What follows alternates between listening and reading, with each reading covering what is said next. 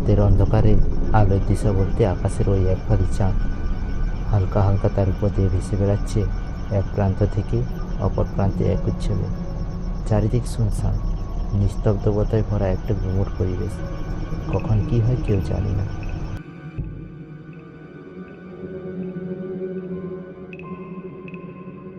একটা রাত পেশা অন্ধকারে নিজেকে নিয়ে ব্যস্ত, আর তার ফাঁকা ঝড়টার আওয়াজটা কেমন যেন পরিবেশটাকে আরো ভয়াবহ করে তুলেছে। জঙ্গলি গাছপালা ঘেরা পুরো বাড়িটা কারা যেন ফিসফিস করে কথা বলছে। বাড়িটার ঠিক সামনে যে লম্বা তাল গাছটা আছে সেটা অকারণে মাঝে মাঝে দুলে উঠছে। আবছা চাঁদের আলোয় বাড়িটার ছাদে কারা যেন খেলে বেড়াচ্ছে। হঠাৎ করে কারো একটা করুণ কান্না পুরো পরিবেশটাকে যেন ভয়ের চাদরে মুড়ে দিল, আর তার সাথে সে পুরো বাড়িতে সত্য আসা যুবক যুবতীকেও কিছুটা দিশাহীন করে দিল। পথ হারিয়ে দুজনে আজ এই শহরের শেষ প্রান্তে, সে সন্ধ্যে রাত থেকে ঘুরে ঘুরে ক্লান্ত হয়ে এই জনমানবহীন প্রান্তে ঢুকে পড়েছে, যেখানে কোনো মানুষের দর্শন তারা পায়নি। রাত বাড়ার সাথে সাথে প্রতিটি পদক্ষেপ যেন দিশাহীন, খুঁজে না পাওয়ার বেদনা জর্জরিত সত্য যুবক যুবতীর বাহুলগ্ন হয়ে ক্লান্ত বিষ্ণ মুখে অপেক্ষারত এই জনমানবহীন রাতে অন্তিম লগ্নে। একটা কাক ডেকে উঠল খুব বিশ্রীভাবে। চমকে উঠল সেই যুবক যুবতী, কিন্তু সেই চমকানোটা বেশ ভয়াবহ যখন তারা দেখল সামনে একটি লাঠি হাতে এক বৃদ্ধার আগমন। চোখ দুটো কেমন যেন জ্বলজ্বল করছে, গাল আর হাতের চামড়া কুচকে যেন জবুথবু প্রায়। চোখে দেখে বয়স আন্দাজ করা মুশকিল। এক ভীষণ ভয়ের পরিস্থিতি। তোমরা কারা? এই পুরনো বাড়িতে কিভাবে এলে? গলার আওয়াজটা যেন পার্থিব জগতের বাইরে অন্য কোনো জগতে। যুবকটি কোনো রকমের মনে সাহস সঞ্চয় করে বলে উঠল, পথ হারিয়ে ফেলেছি।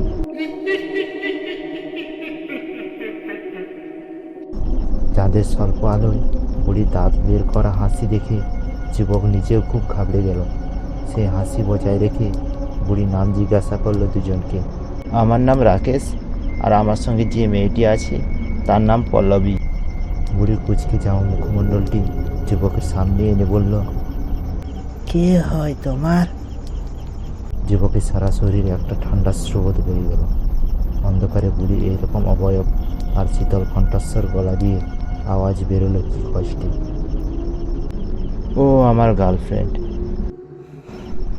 আবার সেই বুকের হৃৎস্পন্দন বাড়িয়ে দেওয়া হাসি।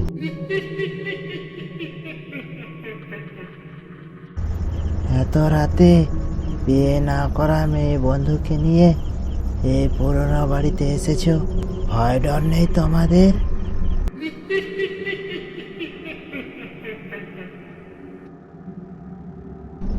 বিকালে ঘুরতে বেরিয়েছিলাম, কখন যে হাঁটতে হাঁটতে এখানে চলে এসেছি তা বুঝতে পারিনি।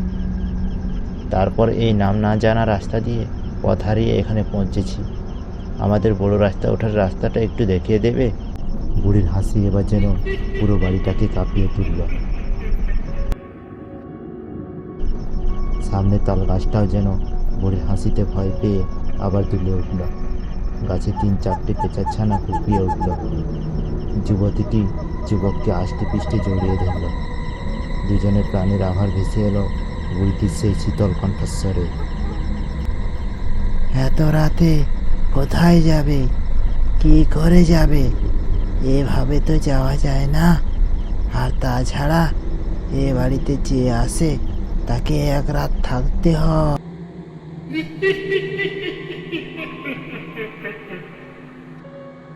এসো, এবার এই বাড়িতে এক রাত কাটাও। যদি সকালে সূর্যের আলো তোমাদের ঘুম ভাঙায় তবে বাইরের পথ দেখতে পেয়ে যাবে। এই বাড়িতে রাত কাটাতে হবে? এরকম পুরো বাড়ি নির্জন, ভাঙাচোরা, আলো বাতাস কিছুই নেই। আমরা পারবো না। এর থেকে বাইরে বসে আজকে রাতটা কাটিয়ে দেব। হয় কিসে? আমি তো আছি, আমার সাথে এসো।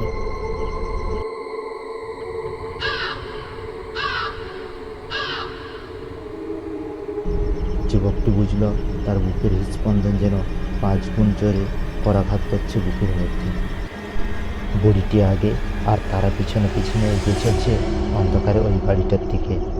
আগাছায় ভর্তি সদরটা কেমন যেন বিশ্রী আওয়াজ করে খুলে গেল। চারপাশে শুধুই অন্ধকার আর এক অজানা আতঙ্ক, কিন্তু সেই অন্ধকার আতঙ্কের মাঝেও সাদা শাড়ি পরিহিত বুড়িকে সামনে রেখে দুজনে এগিয়ে যাওয়া থামল না। এই পথ ওপর দিয়ে বুড়ি এগিয়ে চলল। নিচের তলায় অনেকগুলো ঘরে বন্ধ দরজা পাশ দিয়ে দুজনে বুড়ি পিছন পিছনে হেঁটে চলল। মাঝে মাঝে মনে হলো বন্ধ ঘরের ভেতরে কেউ বা কারা যেন আছে। বুড়ি এবার ডান দিকে ভাগ নিয়ে সিঁড়ি ধরল উপরে ওঠার। চারপাশ থেকে কারা যেন ফিসফিস করে কথা বলছে।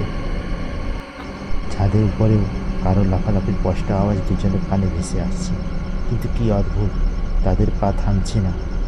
সামনে বুড়ি আর পিছনে তারা। উপরের ঘরে অনেকগুলো বন্ধ দরজা পেরিয়ে অবশেষে বুড়ি এসে থামলো একটা ঘরের সামনে।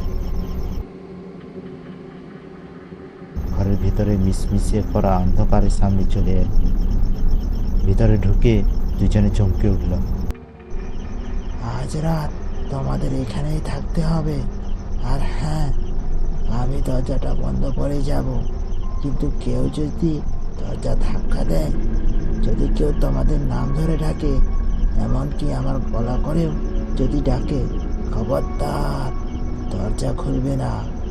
মনে রাখবে, কাল যদি সূর্যের আলো তোমাদের ঘুম ভাঙাতে পারে, তবেই তোমরা পথ ছেড়ে এখান থেকে বেরোতে পারবে। বুড়ি 2 হাতে তালি দিল। যুবক যুবতী দুজনে চমকে উঠল। দেখল মিশমিশে অন্ধকারময় ঘরে হঠাৎ করে আলোকময় হয়ে উঠল কীভাবে। দুজনে আরো চমকে উঠল ঘরের মধ্যে সুসজ্জিত পালঙ্ক দেখে। এই যেন তাদের কল্পনাতীত। আপনি কে ঠাকুমা?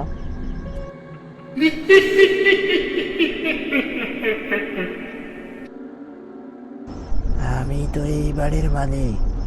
ওই যে পাশের ঘরটা,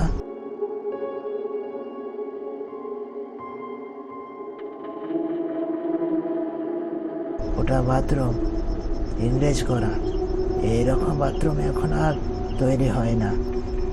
তোমরা দুজন এখন শুয়ে পড়ো, কাল সকালে তোমাদের ঠিক ডেকে নেব। রাত্রি তখন 2টো বাজে। একটা অদ্ভুত আওয়াজে যুবকটির ঘুম ভেঙে গেল। শব্দটা আসছে বাড়ির ছাদ থেকে। যুবকটি যুবতীকে ডাকার চেষ্টা করল, কিন্তু দেখল যুবতীকে বিছানায় নেই। যুবকটি উঠে গিয়ে ওয়াশরুমের দরজা খুলে দেখল সেখানেও যুবতীটি নেই। যুবকটি খেয়াল করল সেই অদ্ভুত আওয়াজটা আর শোনা যাচ্ছে না। যুবকটি যুবতীটিকে খুঁজতে খুঁজতে ছাদে গিয়ে পৌঁছল। ছাদে গিয়ে যুবকটি যা দেখল তা সে কখনো কল্পনাও করতে পারেনি। বুড়িটি ওই যুবতীটিকে মেরে সারা শরীর থেকে মাংস ছিঁড়ে ছিঁড়ে খাচ্ছে, আর বুড়িটাকে একই অদ্ভুত দেখাচ্ছে। চোখের কোটর দুটো যেন ফাঁকা, গালে বড়ো বড়ো কাটা দাগ, মাথার মাঝ বরাবর 2 ভাগে ভাগ করা। মনে হচ্ছে তাকে যেন কেউ খুব নৃশংসভাবে খুন করেছে। হঠাৎ বুড়িটা যুবকটির দিকে তাকিয়ে হো হো করে হেসে উঠল।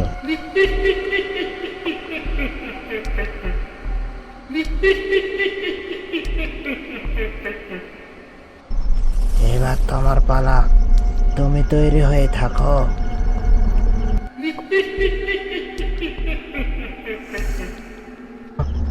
আমাকে মেরো না প্লিজ, আমাকে ছেড়ে দাও, আমাকে মেরো না।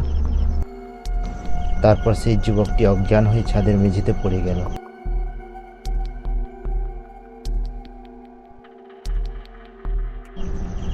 পরের দিন সকালে যখন যুবকটি জ্ঞান ফিরল, তখন সে বিছানায় শুয়ে আছে।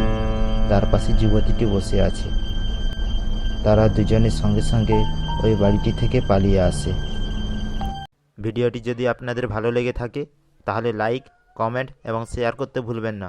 আর নতুন নতুন হরর স্টোরি দেখার জন্য আমাদের এই চ্যানেলটি সাবস্ক্রাইব করুন।